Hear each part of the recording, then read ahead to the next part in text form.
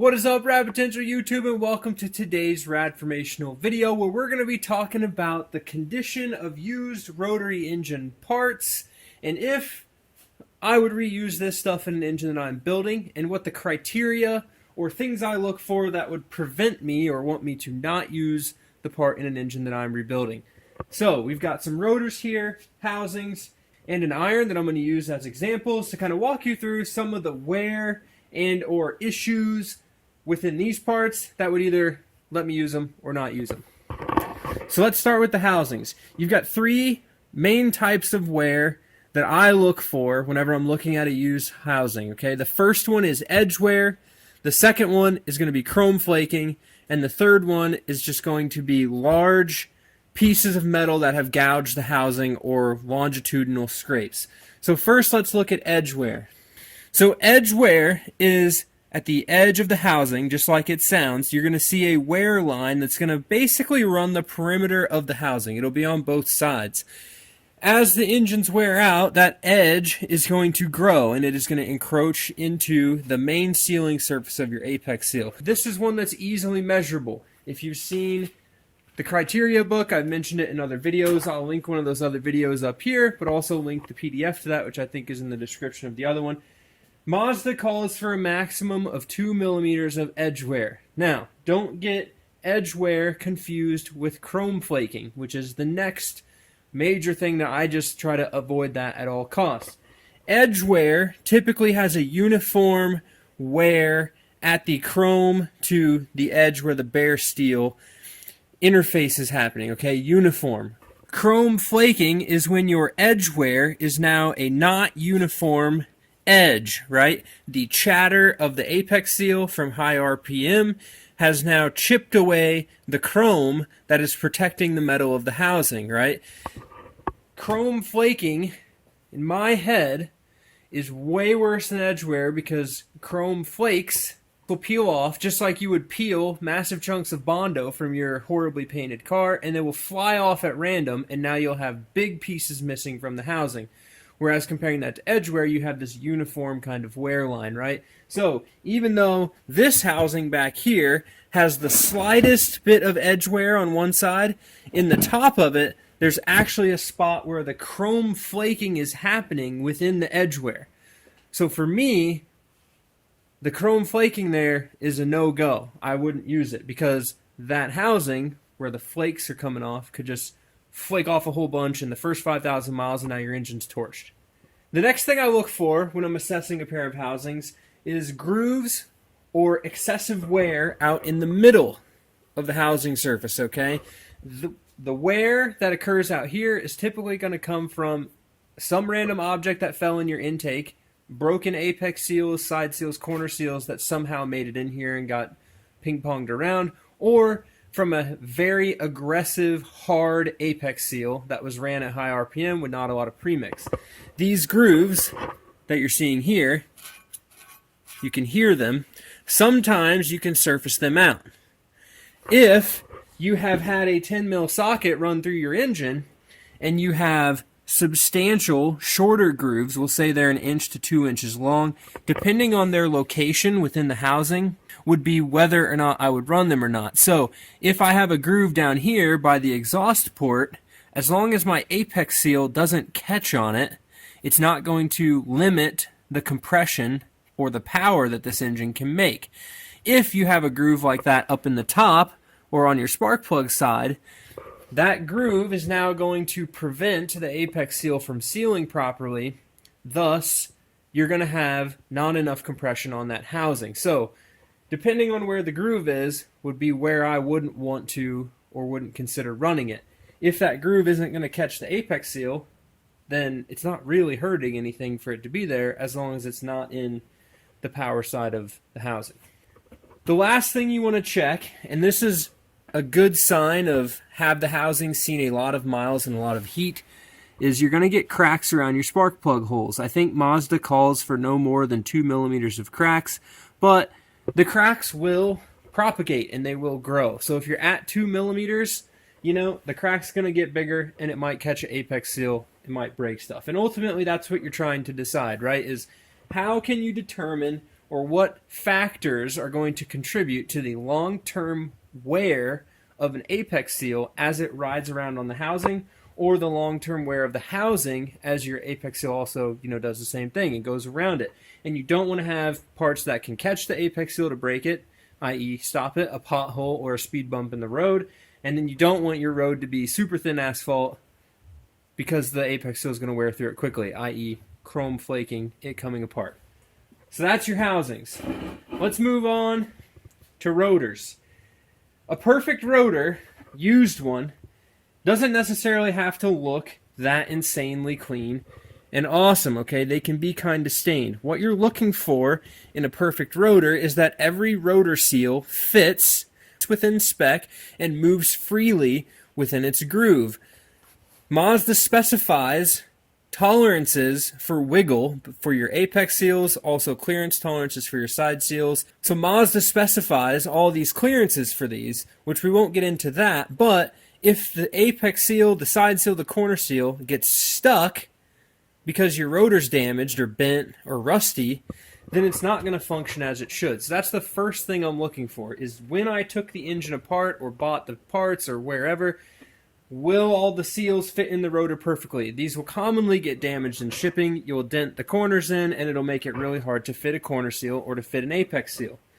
Now, if you take your engine apart and you have some wear, like this one on the sides of the rotor, or if you've taken your engine apart and your rotor saw a 10mm socket or an engine valve or something, these are things that can be mitigated in some cases by some machining. So this 12A rotor, for example, it ate a side seal, ate a bearing, it kind of tore some stuff up, and it could be reused with a little bit of side clearancing.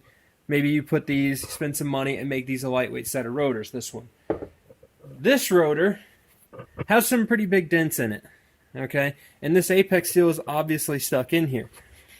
You can fix the apex seal grooves to some extent with a file, but there is a tolerance for how much wiggle room an apex seal has in here, so you don't want to exceed that.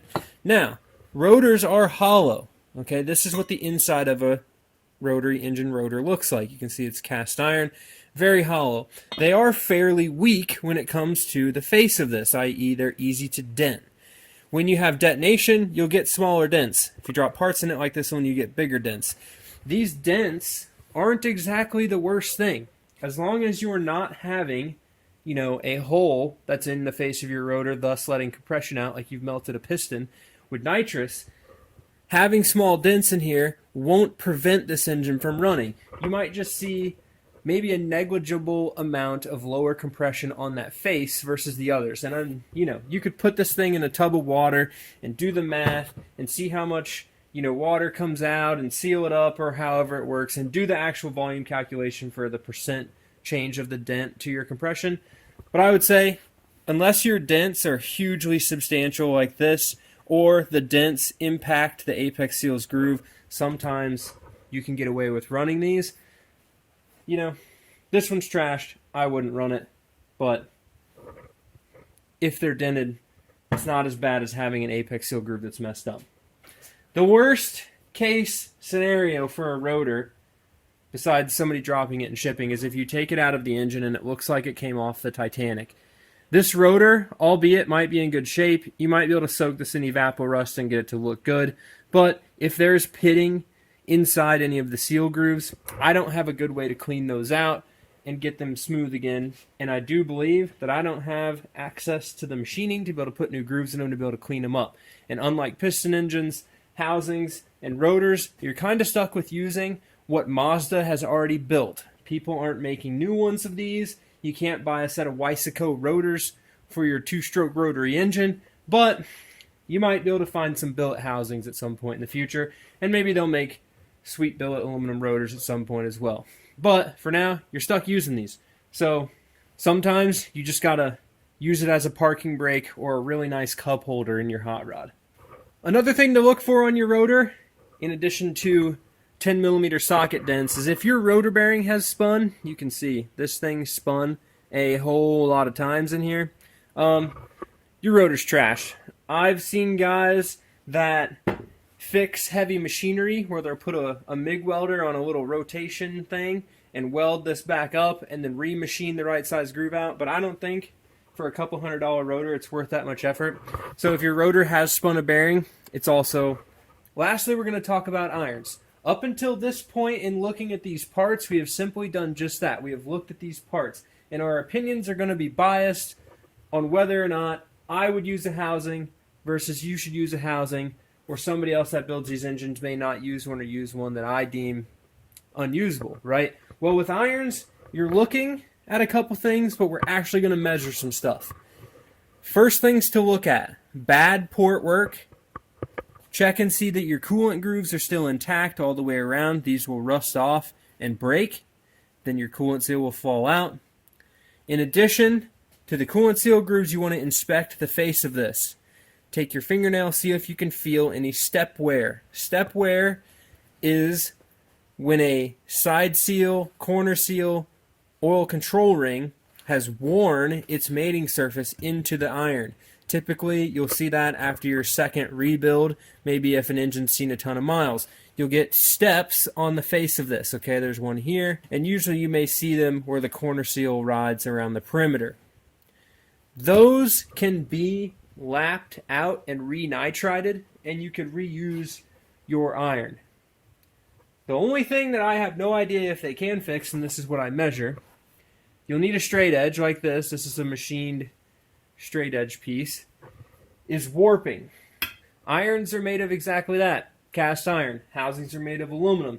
The irons will warp fairly easily if you overheat your engine, and I've seen it happen. We had one that we rebuilt a few years ago where the irons were warped and we didn't know, and when we put the engine back together, the coolant seals were leaking basically right away.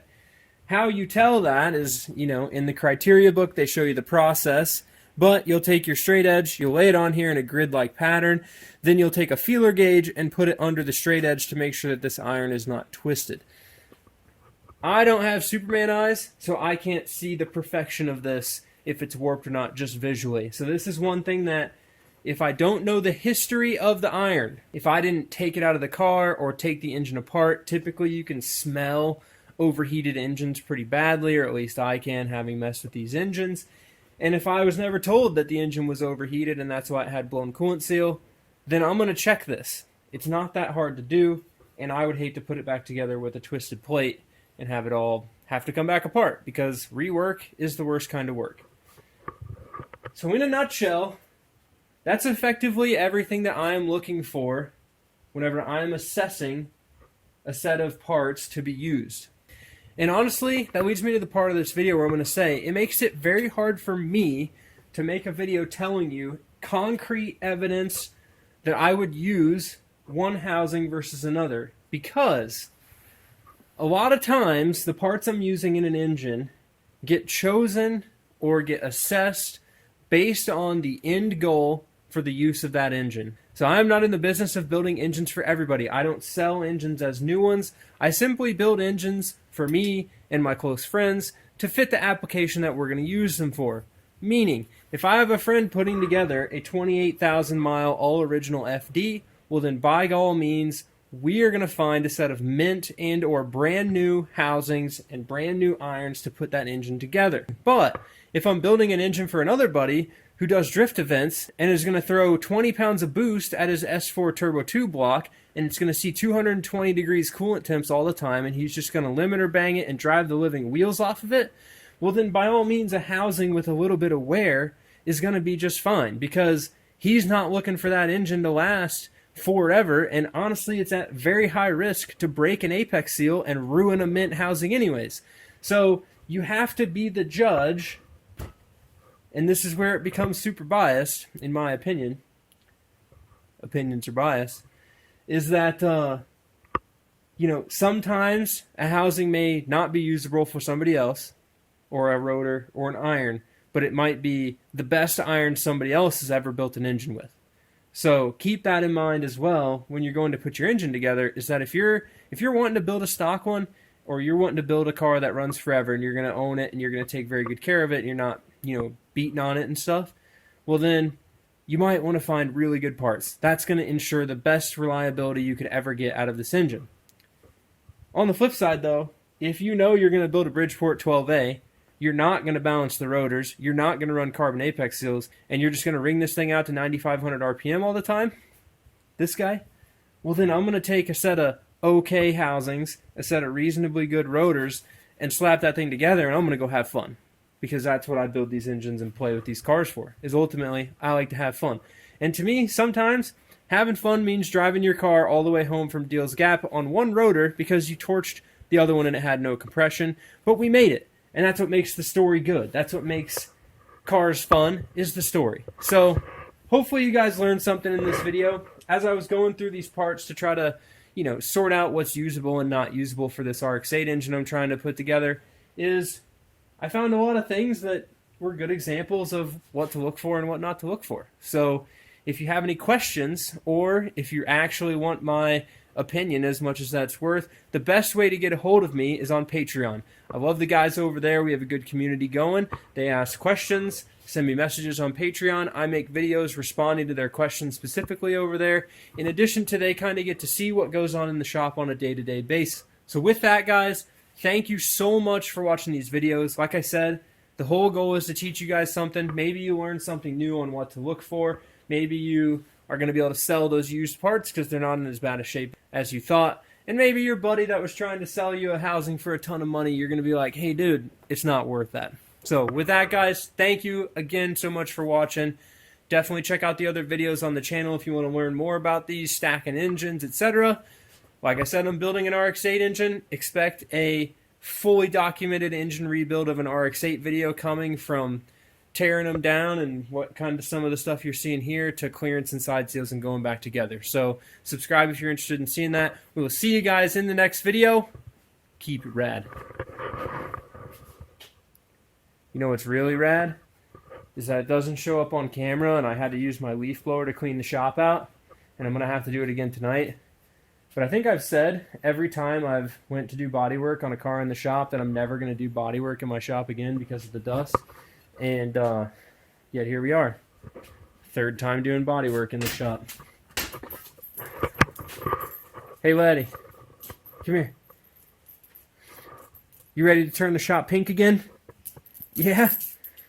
You ready to sand all this rocker guard off this car so we can be 1.5 ounces lighter so we can outrun all these German sedans with turbos on the track? Hey, come on. We got to go faster than German sedans. Did somebody turn the AC on in Tennessee and forget to turn it off? Yeah, it's super cold.